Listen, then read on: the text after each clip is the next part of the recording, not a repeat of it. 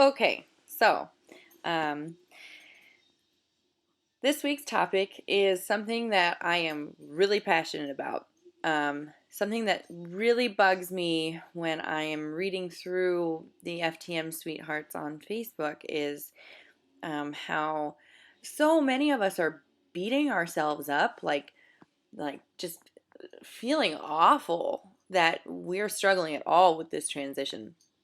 And that's so wrong. I mean, it's so horrible um, that we would do that to ourselves.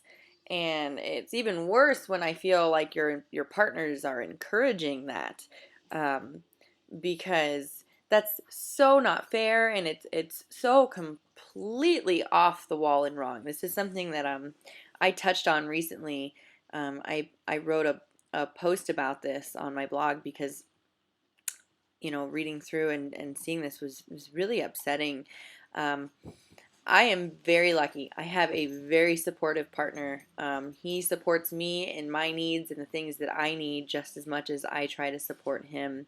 He is so fantastic with me.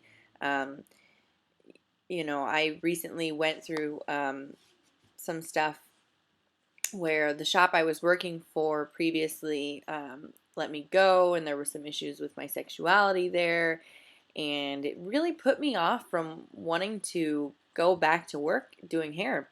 So I've been working at Best Buy and doing very well there. He also works at Best Buy, um, and I just wasn't happy in retail.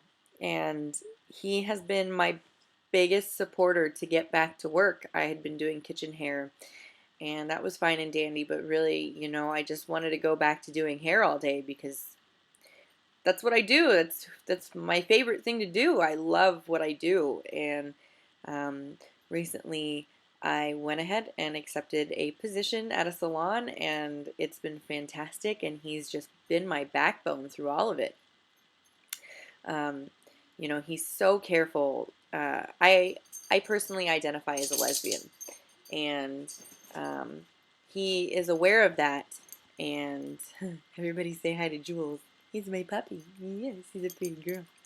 I identify as a lesbian, and I really worried that that would bother him because when we first started dating, he would joke like, "Oh, you're straight now," and I tried to play into it, and then I eventually realized that I just was really uncomfortable identifying that way because I didn't feel that that was an accurate representation of myself.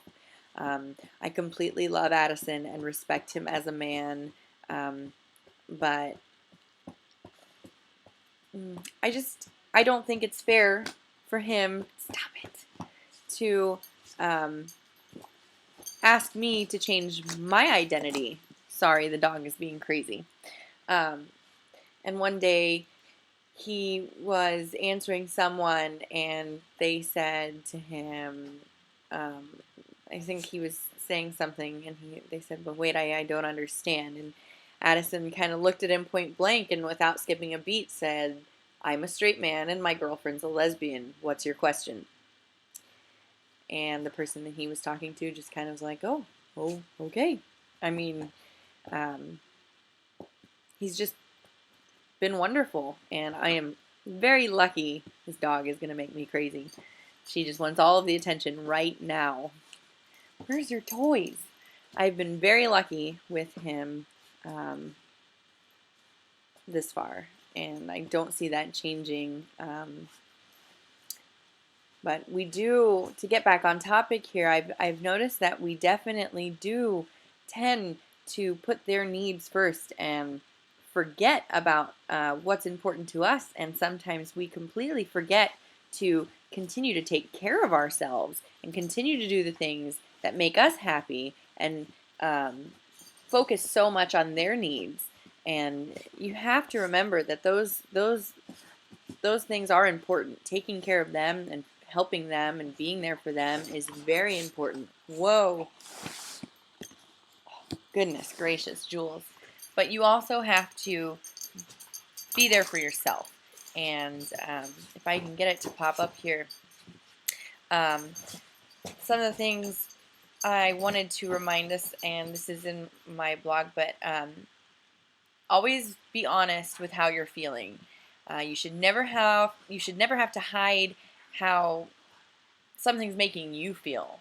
If you are struggling with your identity as a lesbian and don't feel that you should have to change that identity, then that's completely fair for you to say that. You should definitely tell your partner that, because if you're not being open, if you're not being open with the way you're feeling about things, it's only going to breed resentment. And no relationship can live through resentment. Always keep an open dialogue with your partner. Communication is so huge. I recently I sort of had a little mini breakdown telling Addison that, I sometimes was struggling and feeling guilty about enjoying parts of his female body that were still very much female. And I needed his support. I needed him to console me and let me know that he understood the way I was feeling. And I mean, it made such a difference in our sex life. Just knowing that he knew what I was going through just changed a lot of things.